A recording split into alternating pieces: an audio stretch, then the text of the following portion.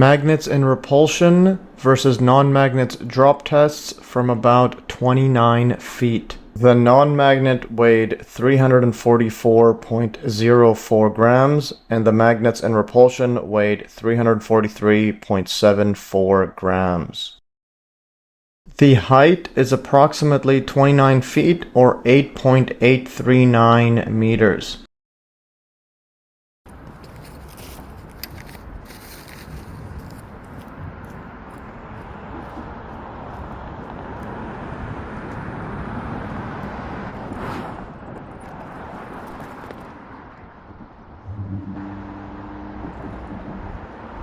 The non-magnet is on the left, and the magnets in repulsion is on the right.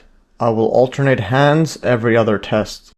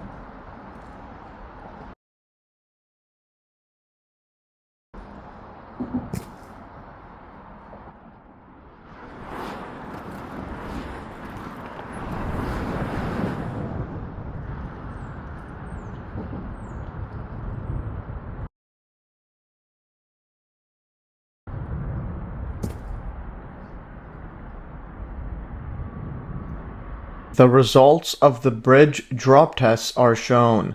The non-magnet and magnets in repulsion had similar times. The magnets in repulsion fell 1.24% faster, but this is likely due to the increased air drag on the non-magnet.